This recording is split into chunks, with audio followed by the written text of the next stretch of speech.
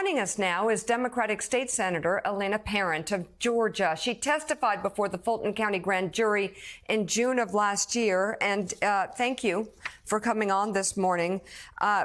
You talk about doing your job and dealing with these lies, and it was like a bomb got dropped on your life. Can you talk about that and the sort of stress that you were put under?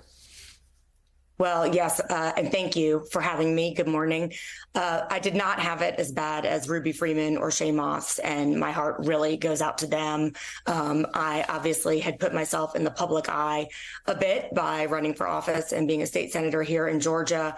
But by showing up that day at the Georgia Capitol, when I was surprised, I had no forewarning that Rudy Giuliani and Jenna Ellis and the rest of the crew were going to be showing up at this state Senate subcommittee hearing that I was a member of. When I pushed back on the lies, the myths that they were bringing before us during that hearing, instantaneously, I too became a target online. And I say a bomb got dropped on my life because our family ended up having to have some police protection for the next, month or so.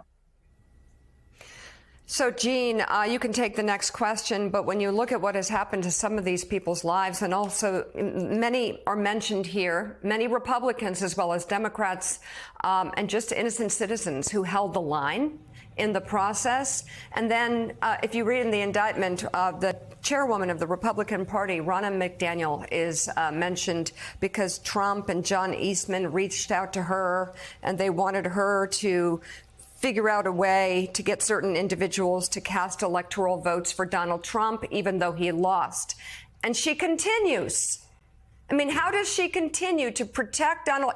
When you're seeing and you're hearing, just like these other people, that this doesn't feel right. How about let's not even say this feels like a crime. Maybe you can't identify that conversation yourself as a crime. I'm not sure how, Ronna, but at the same time, you know something is wrong. You see with your eyes what he's doing, and you get calls like that, and you can't stand up.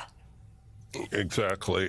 What strikes me about this indictment is, you see the two levels of this. You see in Washington and elsewhere in the country, people like Ronna McDaniel and others, Republican senators, Republican members of the House are buying into this big election lie for political reasons, right? It's all political, and they're making these grand sweeping statements that are lies. But here you see the effect on people.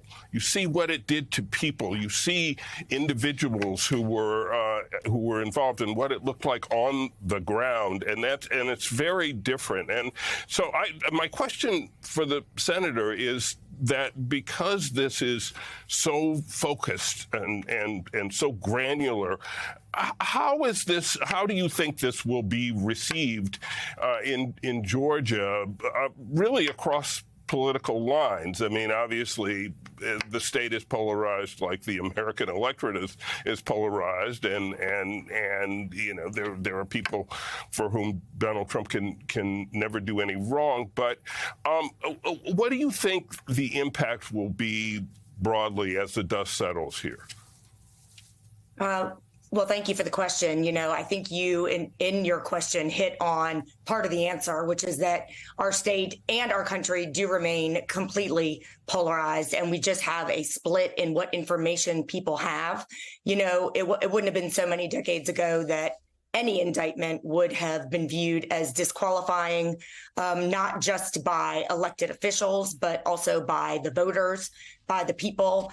And we've devolved into this media ecosystem, especially on the right, where there's no sense of shared reality, which is a huge problem facing our country as we try to solve problems. But I do think that there are the swing voters in the suburbs and the exurbs here in Atlanta for whom this will be meaningful. They did live through it. They understand that this was a conspiracy to try to disenfranchise millions of Georgia voters by someone who had sworn to uphold, protect, and defend the Constitution. But for many others, nothing will shake them out of their belief that Donald Trump simply did no wrong, that the election actually was fraudulent or stolen, and that this is some sort of political witch hunt. Yeah, Democratic Georgia State Senator Alayna Parent, thank you so much. Greatly appreciate you being on the show.